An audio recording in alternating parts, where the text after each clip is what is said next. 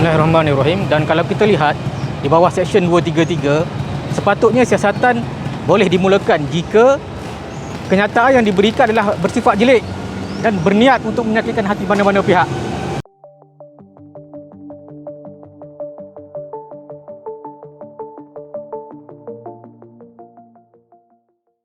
Saya tahu secara jelas bahawa saya dipanggil berkenaan dengan untuk mengambil rakaman percakapan atas isu kenyataan armada untuk menghapuskan sekolah vernakular. Dan dinyatakan bahawa kebarangkaliannya ada pernyataan-pernyataan yang berbau rasisme yang kononnya dikeluarkan oleh saya.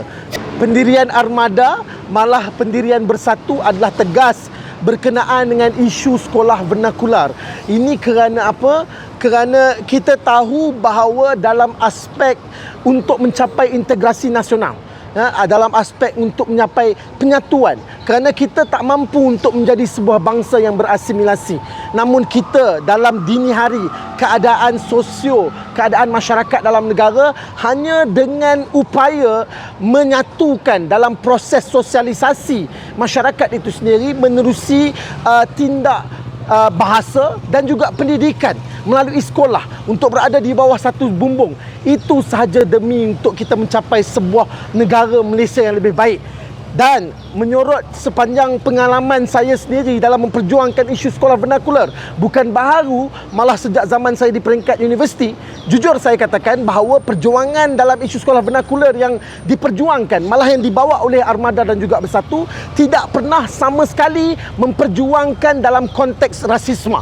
Kita tak pernah bawa idea ataupun gagasan Calvinis yang menidakkan hak. Malah dalam konteks yang kita perjuangkan untuk berada di bawah satu bumbung, kita tetap menggalakkan untuk pendidikan dan juga pengajian berbilang bahasa. Bahasa Melayu perlu diutamakan menjadi satu bahasa pengantara, bahasa utama. Namun bahasa lain perlu diajar juga di sekolah kebangsaan, iaitu bahasa Cina dan juga bahasa Tamil. Wajib diajarkan bahasa Mandarin dan juga bahasa Tamil sebagai bahasa pengantar kedua. Bahasa yang pertuturan berbilang bangsa sebagai bahasa elektif. Malah dalam aspek yang sama kita nak bukan sahaja orang Cina, orang Tamil, orang India yang boleh berbahasa dalam berbagai bahasa, sebab kita tahu dan kita tak mahu lewat kita yang telah menjalani kemerdekaan, orang kata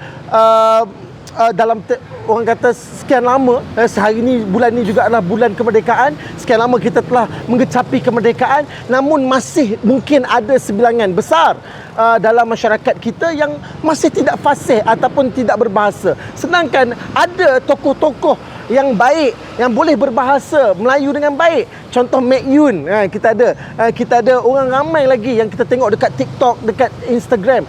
Tapi apa yang kita nak hari ini adalah penting untuk kesan proses berada di bawah satu bumbung bukan soal bahasa semata-mata, tapi soal sosialisasi yang akan bagi integrasi yang baik, rasa percaya kepada sesama kaum. Dan dalam masa yang sama, orang Melayu juga diperkasakan. Bukan kita nak orang Melayu hari ini pandai cakap bahasa Melayu saja, sebab yang rugi dalam hal ini adalah orang Melayu itu juga sendiri. Kita nak orang Melayu boleh bercakap macam Hantuah boleh bercakap dalam pelbagai bahasa. Yang kita nak orang Melayu boleh bercakap bahasa Tamil, nak orang Melayu boleh bercakap dalam bahasa Mandarin. Itu adalah sedikit antara hujah yang boleh kita nak kongsikan. Dan tak pernah sama sekali Bersatu, Armada bawa kenyataan, bawa perjuangan dalam konteks nak memecah belahkan kaum. Itu sama sekali bukan perjuangan kita dekat sini. Itu yang dapat saya sampaikan.